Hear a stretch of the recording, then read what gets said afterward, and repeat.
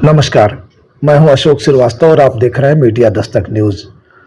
बस्ती जनपद मुख्यालय पर बड़े बन टोल प्लाजा के निकट एक मकान में छापा मारकर पुलिस ने देह व्यापार के अड्डे का खुलासा किया। पुलिस ने मौके से 18 लोगों को गिरफ्तार किया। इनमें 9 महिलाएं बताई जा रही हैं। हालांकि अलग अलग मीडिया रिपोर्ट्स में संख्या को लेकर मतभेद है। कुछ रिपोर्ट्स में 9 महिलाएं और 6 पुरुष बताए गए। छापेमारी के दौरान मीडिया ने हिरासत में लिए गए लोगों की संख्या के बारे में पूछा तो पुलिस कप्तान ने गोल मटोल जवाब दे दिया, जबकि हिरासत में लेने के उपरांत पुलिस वैन में जिन लोगों को बैठाया गया उनकी संख्या हर कोई आसानी से गिन सकता है, लेकिन पुलिस अधीक्षक ने कहा यह जांच का विषय है।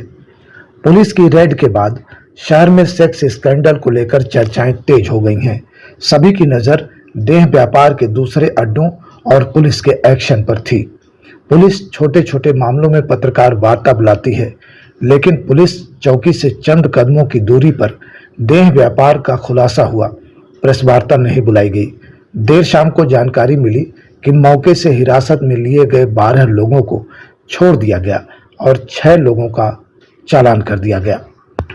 इनमें एक महिला भी शामिल है जिनका चालान किया गया। उनमें शिवमूर्त चौधरी, अंबुज पटेल, राजू यादव, रामकरण, हिमेश त्रिपाठी और रेणु नाम की महिला शामिल है। इस सेक्स स्कैंडल में दर्जन भर आरोपियों को छोड़े जाने पर पब्लिक की तीखी प्रतिक्रियाएं आने लगी थीं। हर कोई पुलिस की इस कार्रवाई पर नाराजगी जाहिर कर रहा था। हम अपने पाठकों को बता दें कि हमारे देश में देह व्यापार और इसमें शामिल लोगों को समाज के ताने और तिरस्कार झेलने पड़ते हैं। सुप्रीम कोर्ट के अनुसार सेक्स से जुड़ी एक्टिविटीज को तभी अपराध माना जा सकता है जब यह ऐसे सार्वजनिक स्थान पर किया जाए जिससे दूसरों को दिक्कत हो। रिपोर्ट्स के अनुसार मुंबई के उपनगर मुलुंड में एक वेश्यालय पर छापे के बाद महिला को हिरासत में लिया गया था। इसके बाद आरोपी के खिलाफ एक प्राथमिकी दर्ज की गई और उसे 2 अन्य लोगों के साथ मझगांव में एक मजिस्ट्रेट अदालत में पेश किया गया।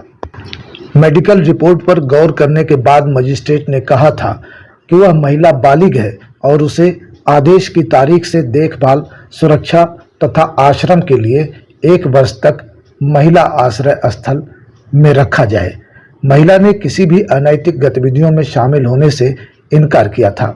अदालत ने फैसला सुनाते हुए कहा, कानून के अनुसार यौन कार्य में शामिल होना अपने आप में कोई अपराध नहीं है, बल्कि सार्वजनिक स्थान पर सेक्स से जुड़ी एक्टिविटी अपराध है जिससे दूसरों को परेशानी हो।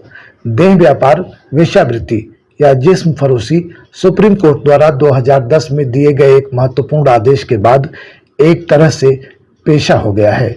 सुप्रीम कोर्ट का यह आदेश 2010 के एक मामले पर सुनवाई करते हुए आया जो मानव तस्करी और सेक्स वर्कर्स के रिहैबिलिटेशन से जुड़ा हुआ है। वेश्यावृत्ति उन्मूलन विधेयक 1956 के मुताबिक सेक्स वर्कर निजी तौर पर यह काम कर सकती है। अनैतिक ट्रैफिक रोकथाम अधिनियम 1986 के तहत कोई सेक्स वर्कर किसी को शारीरिक संबंध बनाने के लिए जबरदस्ती नहीं कर सकती। ऐसा करना एक दंडात्मक अपराध माना गया है। इसके अलावा कॉल गर्ल अपना फोन नंबर सार्वजनिक नहीं कर सकती। ऐसा करते पाए जाने पर उन्हें 6 महीने तक की सजा और जुर्माना भी लग सकता है।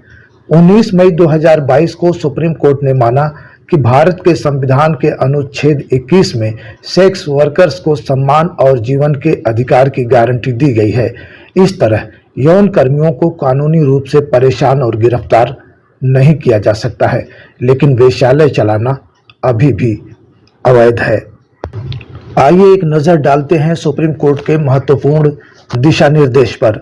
नंबर 1, अगर कोई अपनी मर्जी से इस पेशे में आता है तो उसे अरेस्ट, दंडित, परेशान या छापेमारी के जरिए प्रताड़ित नहीं किया जाना चाहिए। नंबर 2, वेश्यालयों पर छापे के दौरान सेक्स वर्कर्स को अरेस्ट, परेशान या जुर्माना नहीं लगाना चाहिए, क्योंकि अपनी मर्जी से सेक्स वर्क करना अवैध नहीं है। सिर्फ वेश्यालय चलाना गैर कानूनी है। नंबर 3, अगर कोई सेक्स वर्कर अपने खिलाफ हुए यौन उत्पीड़न की शिकायत पुलिस में करती है तो उसके साथ भेदभाव नहीं बरता जाना चाहिए। यौन उत्पीड़न की शिकार सेक्स वर्कर्स को हर सहायता मिलनी चाहिए, जिनसे तुरंत मेडिकल और कानूनी सहायता उपलब्ध कराना शामिल है। नंबर 4, अगर किसी सेक्स वर्कर्स का बच्चा है तो बच्चे को मां से दूर नहीं किया जा सकता। बच्चे की देखभाल का पूरा हक मां को होना चाहिए।